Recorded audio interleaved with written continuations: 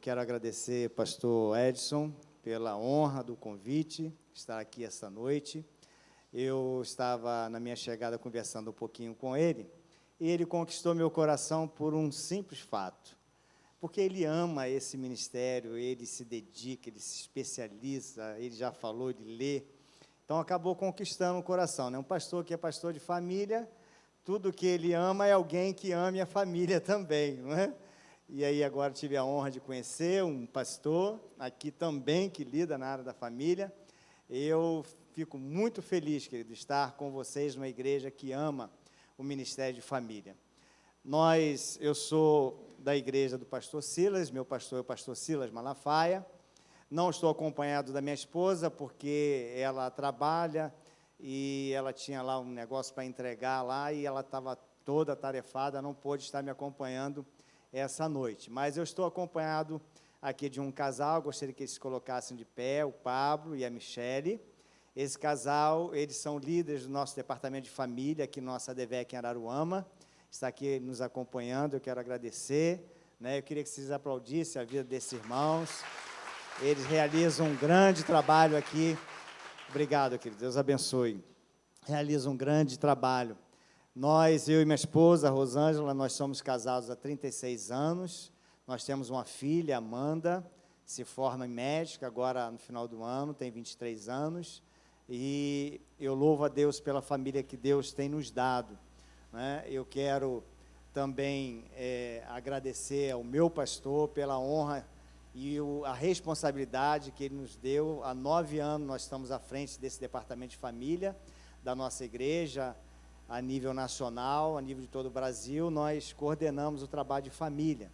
E agora não só no Brasil, mas também na Europa, porque agora nós temos uma igreja em Portugal, e nós já temos também um departamento de família na ADVEC Portugal. Então, eu louvo a Deus por essa responsabilidade, quero que vocês orem pelo pastor Jorge, porque lidar com família, vocês sabem que é algo que o inimigo, ele tem um alvo, né, de destruição, mas maior que estar conosco. Mas eu louvo a Deus, querido, pela conferência da família essa noite. Eu quero convidar a você a abrir a palavra de Deus em Gênesis, no capítulo 1. Eu vou estar lendo com você, capítulo 1, versículo 27. Depois nós vamos ler o capítulo 2, versículo 15 ao 17. Depois em Romanos, capítulo 5, 19. Para você da mídia, eu vou repetir, tá bom?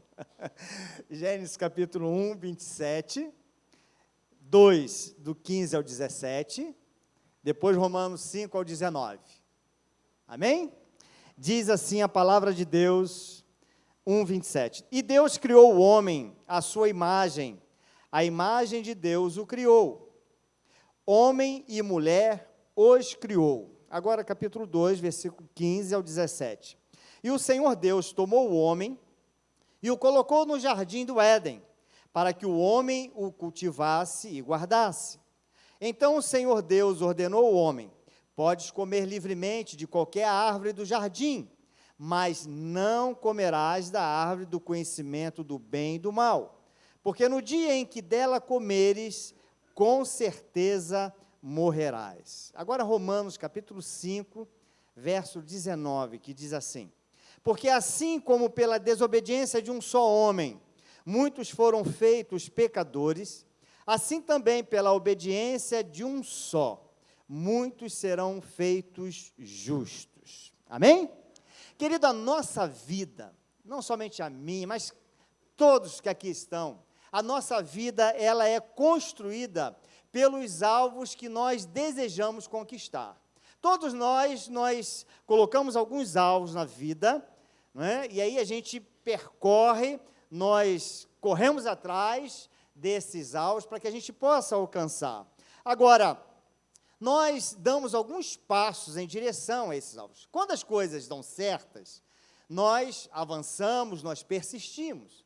Mas quando, diante desses alvos, nós queremos conquistar, alguma coisa dá errado, a primeira coisa que nós devemos fazer, então, é pararmos, avaliarmos as circunstâncias. Muitas das vezes nós precisamos recuar naquilo que nós planejamos e depois nós recomeçarmos para que a gente possa atingir. O certo é que nenhum de nós, se nós ditamos alguns alvos para a nossa vida, nós não podemos parar, nós não podemos desistir dos nossos sonhos. Salomão, em Provérbios, no capítulo 24, versículo 16, ele disse que o justo ele pode cair até 7 vezes, mas 7 vezes esse justo ele se levanta, ele persiste e continua a sua trajetória. Agora, se para recomeçar alguma coisa, ou se nós precisamos, em algum momento, pararmos e recomeçar para atingirmos esse alvo, recomeçar vai exigir de nós já termos começado em algum momento.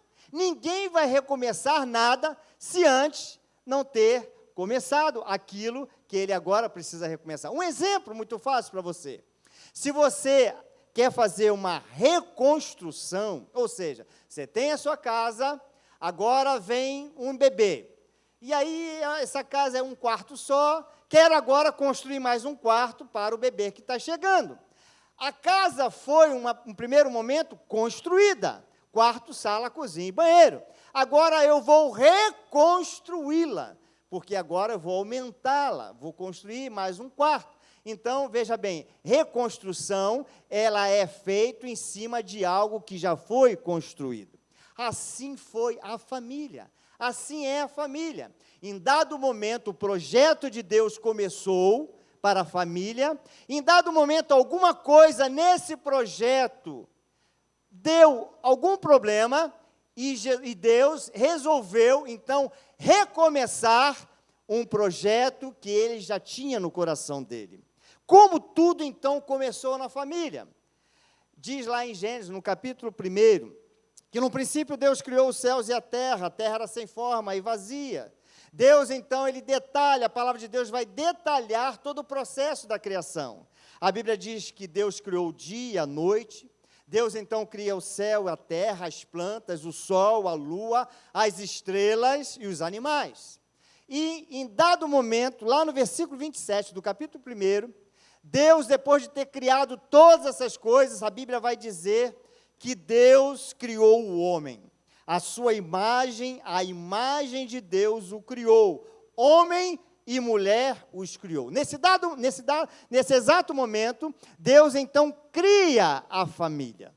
E Deus, quando Ele forma a família, quando Ele começa esse projeto da história da família, vocês vão perceber que Deus, toda vez que Ele criava alguma coisa, Ele falava que era bom. E quando Deus acaba de criar a família, Deus diz que foi muito bom ter criado a família. Agora, Deus criou tudo perfeito. Deus criou tudo muito bonito para o homem e para a mulher. E no versículo 28, a palavra de Deus continua: então Deus os abençoou e lhes disse: frutificai e multiplicai-vos, enchei a terra. O que quer dizer isso? Quando Deus cria o homem, e a gente conhece a palavra, Deus olhando para o homem, vê que ele estava lá meio jururu, né, sozinho. Deus, na sua infinita sabedoria, falou: olha, não é bom que esse camarada fique sozinho. Eu vou criar para ele uma mulher. E a Bíblia vai dizer que cria, então, Eva, cria a mulher.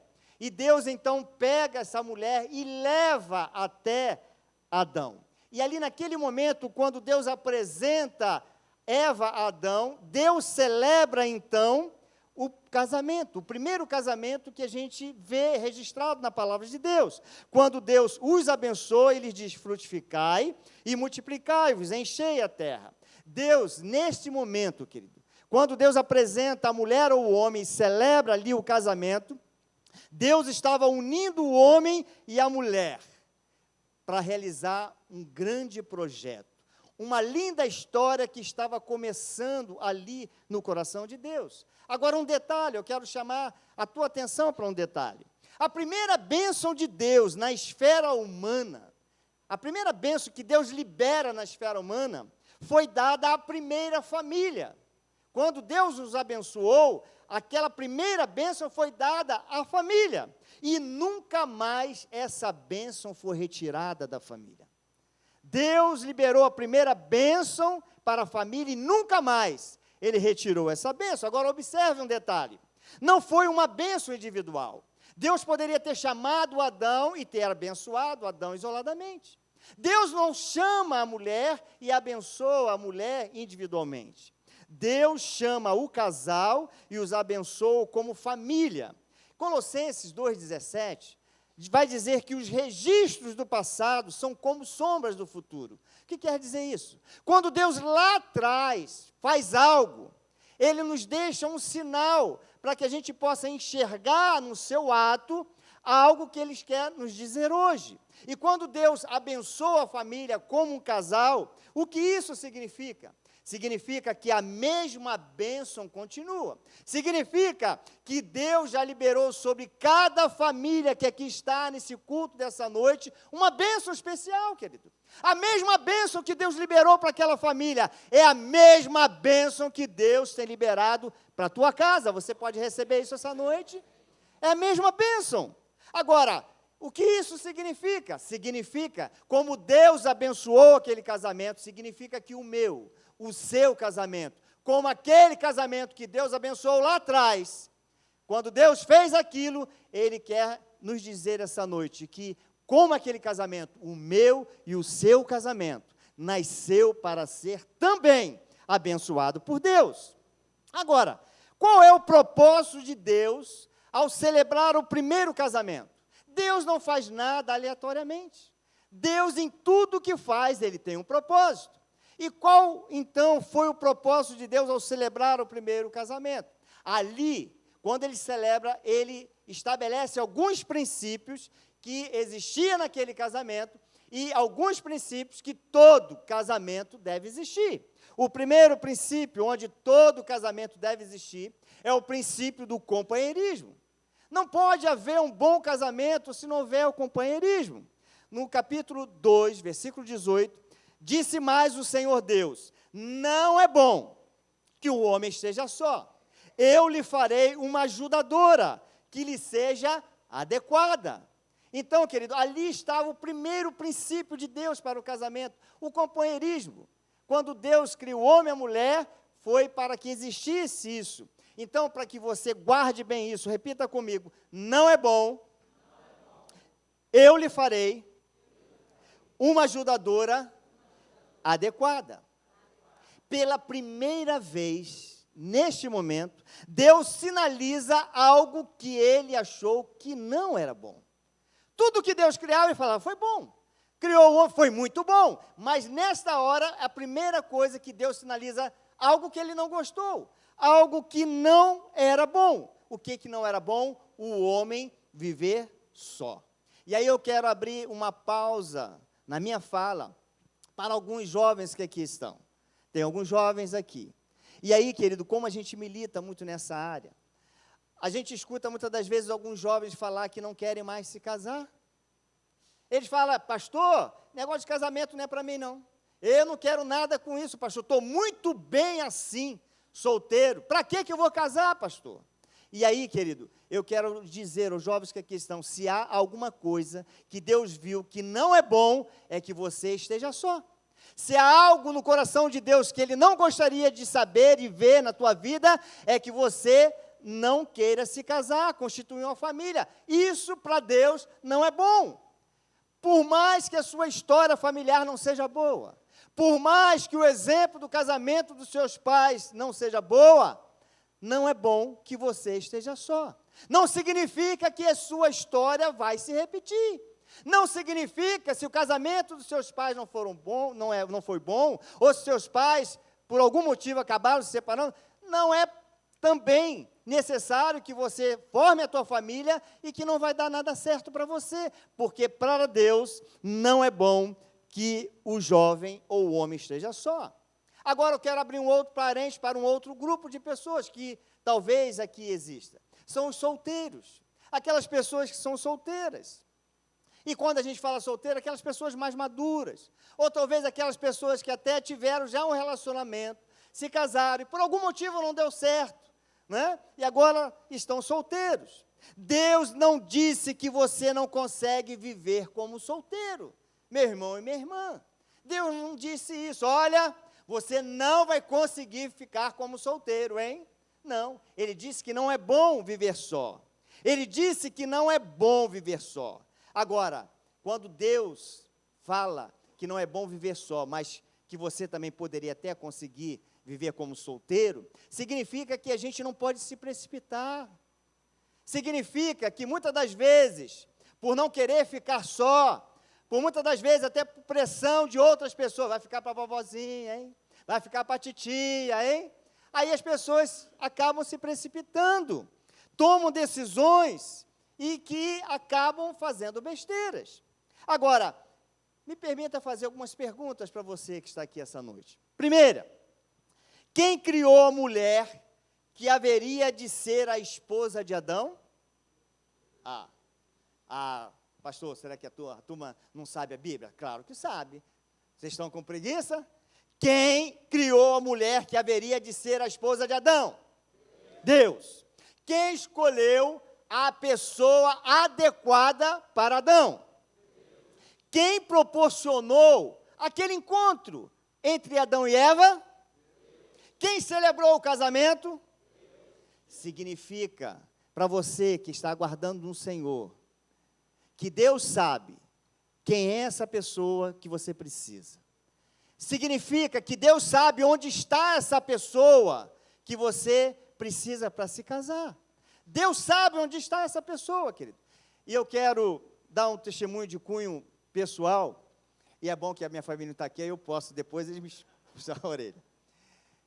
Eu tenho uma filha de 23 anos. E aí, o jovem hoje em dia, querido, e minha filha é uma bênção, não é porque é minha filha, mas é uma bênção, uma menina de Deus. E ela, passando bastante tempo orando e pedindo a Deus uma pessoa adequada, né, um namorado adequado, uma pessoa para se casar. E aí a gente orando, eu e minha esposa. E aí, em alguns momentos, sabe como é que é jovem, ficava meio tristinha. E muitas das vezes eu e minha esposa, minha filha, e lembrando daquilo que a gente prega, e eu falei, Senhor, se eu prego, eu vou viver isso.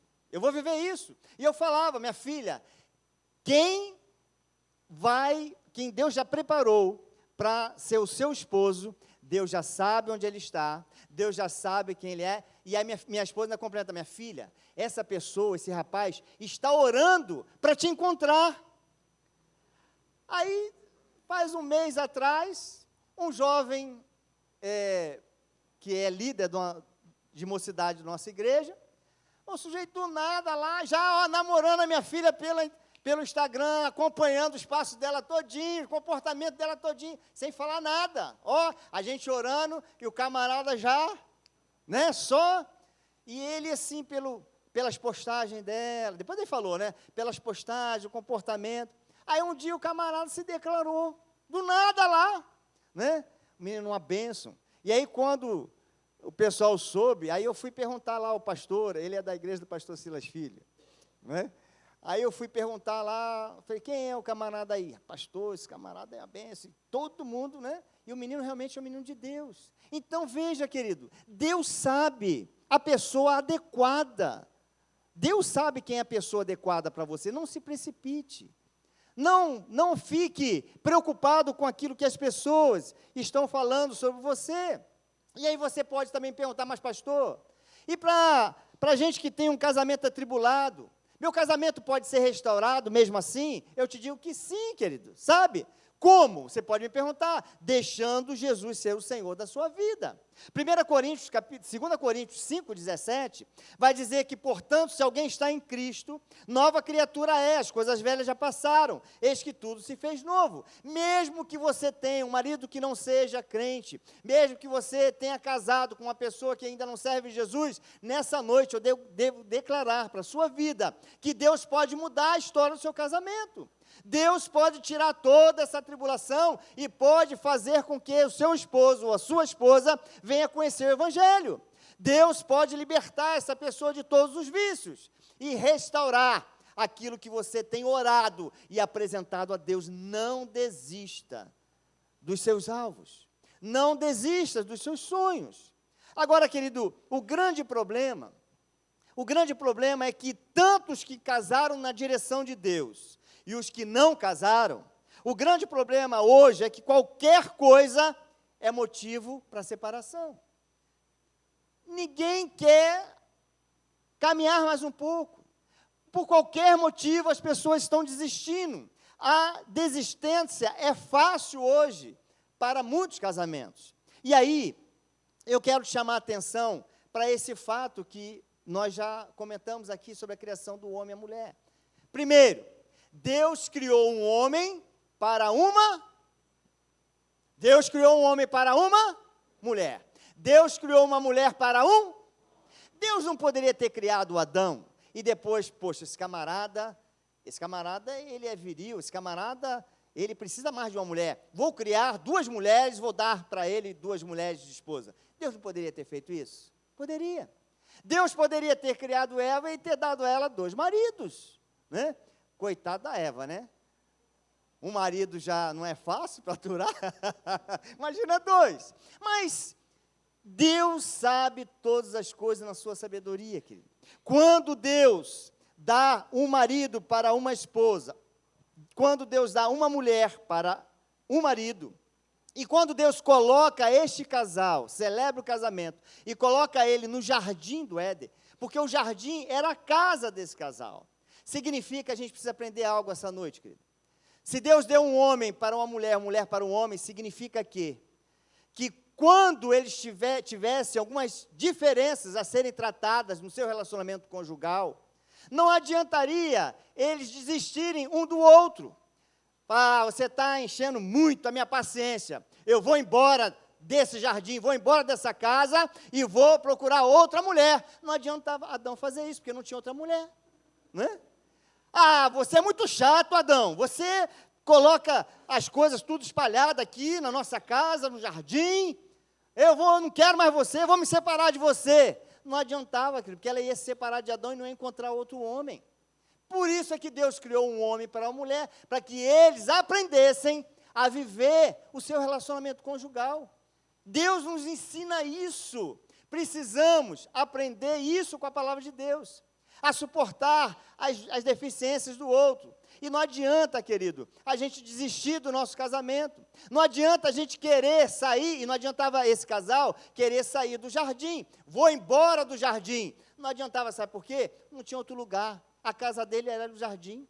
Então, eles tinham que ficar na casa deles, eles tinham que resolver as diferenças deles. É isso que Deus nos ensina. E aí, eu quero deixar para você gravar isso no seu coração. Em vez de querer mudar de cônjuge, o que nós precisamos fazer é mudar com o nosso cônjuge. As pessoas, é mais fácil hoje mudar de cônjuge do que mudar com ele, mudar com o nosso cônjuge. As mudanças são necessárias, e cada um de nós sabemos onde nós precisamos mudar. Mateus 19,6 diz que, portanto, o que Deus uniu, o homem não separe. E as pessoas estão desistindo e desobedecendo essa palavra. Agora, se um dos propósitos do casamento era o companheirismo, o segundo propósito, além do companheirismo, era o propósito da intimidade. No capítulo 2, versículo 25, diz: e os 2 estavam nus, o homem e a sua mulher, e não se envergonhavam. E aí eu preciso fazer algumas considerações. Primeiro, aos jovens que aqui estavam, se há um princípio da intimidade no relacionamento entre homem e mulher, esse princípio é só para quem já é casado. Porque aqui Deus já havia celebrado o casamento. A intimidade só é válida dentro do casamento para ter a bênção de Deus. Quando isso extrapola o casamento, perde-se a bênção de Deus. 1 Tessalonicenses 4,3, a vontade de Deus para vós é esta, a vossa santificação. Por isso, afastai-vos da imoralidade sexual. Outra coisa que eu quero chamar a atenção no princípio da intimidade, é que a união sexual, quando Deus une esse casal e coloca esse princípio da intimidade, significa, querido, que a intimidade entre o casal é um presente de Deus para eles. Você que é casado, você precisa entender isso. Deus te deu um presente. Deus deu o presente para você, o presente da intimidade. Agora, homens e mulheres que estão casados, quando uma criança ou quando qualquer pessoa recebe um presente de outra pessoa, O que essa pessoa faz quando recebe o presente? Geralmente, ela pega o presente, abre curiosamente para poder saber o que está e usufruir. Ainda mais criança, né? Ninguém guarda um presente que ganhou. Ora, se cada um de nós recebemos um presente da parte de Deus, porque muitos casais não vivem o princípio da intimidade, guardando o brinquedo que cada um recebeu de Deus. E você está entendendo onde eu quero chegar, né? Aí, alguns, segundo o Cláudio Duarte, alguns brincam de carrinho na garagem, né? Colocar o carrinho na garagem, vocês sabem, Cláudio Duarte fala muito disso. E aí eu pensei, puxa, Senhor, mas e as pessoas mais idosas, eles brincam de quê? Aí eu lembrei, as pessoas idosas, pastor Edson, eles brincam de quebra-cabeça. Por quê? Ficam procurando a peça, onde vai botar a peça. Aí não consegue botar a peça direito, deixa, amanhã a gente tenta. Né? Mas o certo é que todos nós, né? Todos nós usufruímos desse princípio da intimidade, querido. Então, como nós somos a igreja lá da EVEC, o lema nós é que nós somos um, então, fica aqui para Nova Vida, brinque de somos um, filho. Brinque de somos um, porque isso é agradável ao Senhor, o princípio da intimidade. Agora, a palavra de Deus vai percorrendo tudo isso. Agora, quando ele chega no capítulo 3, a Bíblia começa a contar uma história daquilo que Deus havia começado, e há uma desobediência. Depois desse belo começo, o 3º capítulo de Gênesis vai revelar que, ao pecar, o casal estraga o projeto de Deus. Tudo aquilo que havia começado bem, tudo aquilo que foi maravilhoso, tudo aquilo que estava muito alegre, o homem estraga todo aquele começo perfeito. Agora, o homem e a mulher se escondem de Deus. Vocês sabem que Deus, todos os dias, chegava para conversar, bater um papo com eles. Quando eles pecam, eles começam a se esconder de Deus, começam a se esconder do Criador. Sabe por quê? Porque a culpa e a consciência do erro os levaram a fugir de Deus. Começaram a sentir medo e constrangimento da presença de Deus, porque eles sabiam que o seu pecado havia desagradado a Deus. Aquela mulher que era uma bênção para o homem, aquela mulher que Adão ficava sempre feliz de ter ao seu lado, essa mulher, antes vista como ajudadora dele, agora essa mesma mulher é a causa do problema. Lá no capítulo 3, versículo 12, quando Adão vira-se e fala, a mulher que tu me deste, de ajudadora virou a ser problema. Aquele homem deixa de ser o companheiro e se transforma no marido acusador da sua esposa. Há necessidade agora de Deus recomeçar essa história. Há necessidade agora de Deus dar uma arrumada nessa história. Agora, preste atenção no detalhe.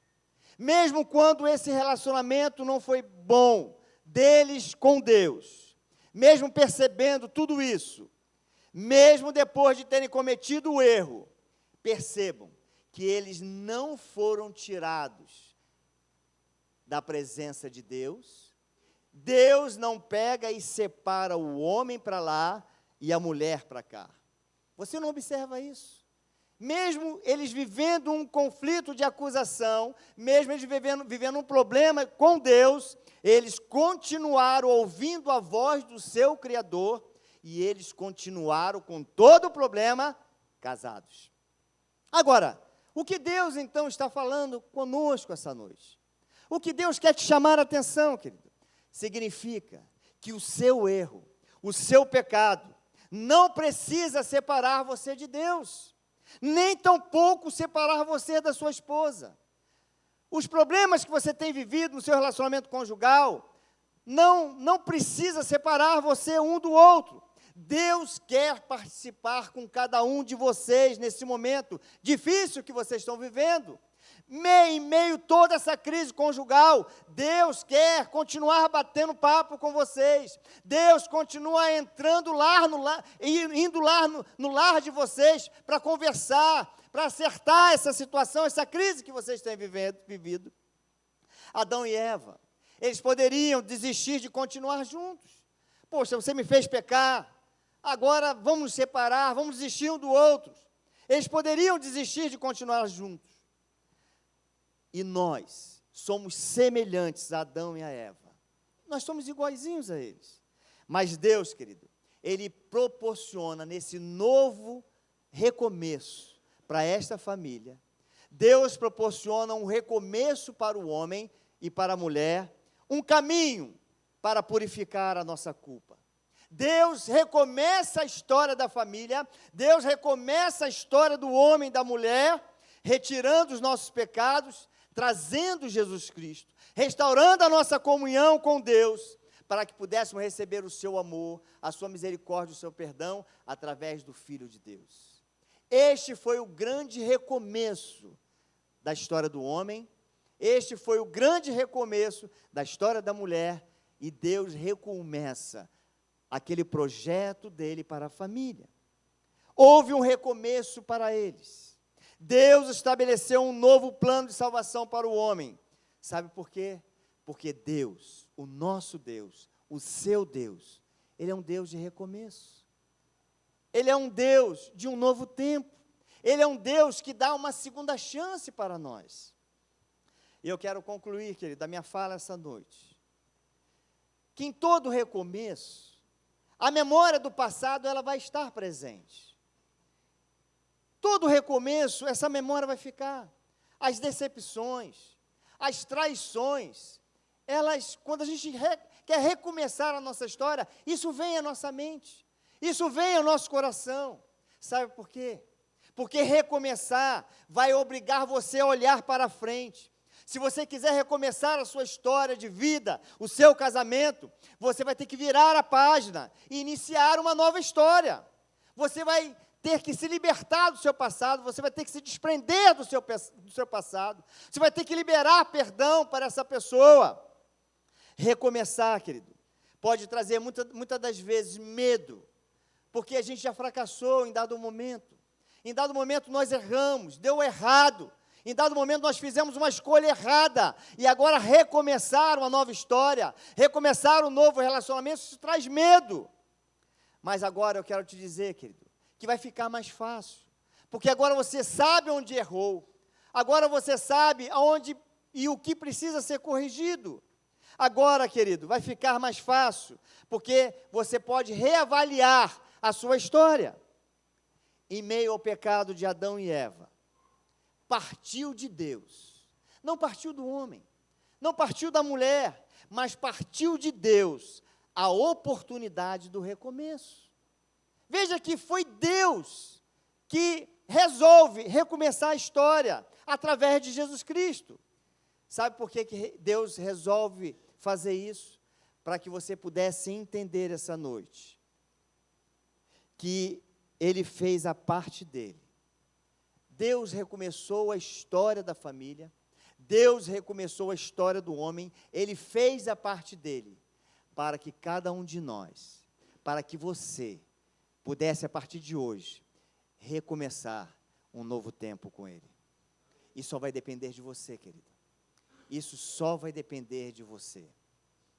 Talvez você esteja e entrou aqui essa noite, nessa primeira noite da conferência da família. Vim lá do Rio. Primeira vez que eu chego aqui, não conheço absolutamente você. Mas eu tenho certeza que quando Deus te trouxe aqui essa noite, foi para tratar individualmente. Deus, com essa palavra, Ele não quer tratar com a igreja como um todo. Mas perceba que Deus te trouxe aqui, Deus me trouxe aqui, Deus colocou várias palavras que eu poderia ter pregado. Mas sabe por que Deus escolheu isso, querido? Porque Deus te ama tanto. Deus te vê o seu falar com Ele, Deus tem visto as suas lágrimas, Deus tem visto o quanto você tem se esforçado, o quanto você tem pensado em desistir dos seus sonhos, dos seus projetos. Mas Deus te trouxe aqui essa noite para te dizer: filho, filha, eu quero recomeçar a tua história. Eu quero recomeçar, partindo daquilo que deu errado. Vamos esquecer tudo isso, porque eu continuo com você. Nós vamos recomeçar essa história. E agora é uma história onde você vai me convidar a participar dela, a caminhar junto com você nela. E aí, querido, eu queria que você fechasse seus olhos. E eu queria orar por você que está aqui essa noite.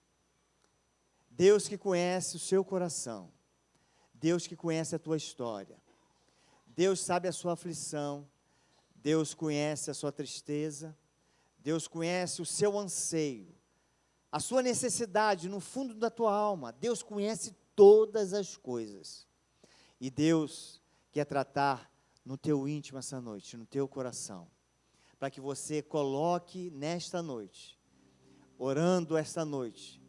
E eu quero orar por você para que Deus possa cuidar de você, tratar das tuas feridas, tratar da tua dor, porque há pessoas aqui que chegaram tremendamente feridas na sua história, mas Deus quer mudar a sua história e recomeçar tudo de novo. Pai, em nome de Jesus, quero colocar, Senhor, essas vidas que têm chegado a pessoas aqui, Senhor, que Tu trouxeste esta noite, na primeira noite de conferência, e Espírito Santo, Tu tens falado pessoalmente a elas, e ela sabe que é o Senhor que tem falado com ela, e arde no coração dessa pessoa agora, ó Deus, a Tua voz. Deus, cura a sua alma, cura a sua vida, Senhor, devolva alegria. Ó Pai, que esse sorriso não possa ser um sorriso disfarçado, que esse sorriso, ó Deus, que não venha a ser um sorriso só para que outras pessoas vejam, mas no íntimo da Tua filha, Senhor, há uma dor profunda, há um choro escondido às noites, que só o Senhor tem visto. Ó Senhor, Tu tens trazido, Senhor, a Tua filha essa noite aqui, Senhor. E eu quero te pedir, ó bálsamo do Senhor, vá ali, Senhor, vá curando, ó Deus, essa traição, vai curando, ó Deus, essa palavra, Senhor, que foi dita, vai curando, Senhor, esse ato, ó Deus, que fizeram, ó Deus, na vida dessa Tua filha, do Teu filho, que seja, ó Deus, uma noite de cura, Senhor, para os Teus servos, para que eles possam viver um novo tempo contigo, para que a Tua igreja, ó Deus, possa perceber, ó Deus, que em todo tempo é o Senhor que caminha junto, para que cada um, ó Deus, que aqui está essa noite, perceba, ó Deus, que os nossos pecados, eles não são suficientes para nos separar de Ti, Senhor, porque há um novo tempo contigo, ó Deus, porque o Senhor nunca nos deixaste. Ó Pai, toma em Tuas mãos, Senhor, Teus filhos, as Tuas filhas, e marca, Senhor, essa noite, a primeira noite dessa conferência, ó Deus, marca a história do Teu servo, marca a história da Tua serva, para que eles possam viver um novo tempo. Assim eu os coloco em Tuas mãos, porque só o Senhor pode fazer isso, aquilo que está escondido, que só o Senhor sabe, e que nenhum pastor, nenhum homem, nenhuma pessoa, Deus, pode fazer. Então eu coloco em Tuas mãos, porque, Senhor, Tu és o mesmo, Tu és o Deus, Tu és aquele, ó Deus, que veio para curar as nossas dores, ó Deus, para devolver alegria para aqueles que estão tristes, ó Deus, e levantar os abatidos, porque foi para isso que Tu morreste na cruz do Calvário. E os coloco em Tuas mãos, te louvando, te agradecendo, te bendizendo, no nome de Jesus, amém. Deus abençoe, querido, Deus cubra você de bênção. Há uma nova história, não desista do seu sonho. Deus sabe o tempo qual é, o momento certo para Ele fazer e dar a você aquilo que você tem falado com Ele. Deus abençoe em nome de Jesus, amém.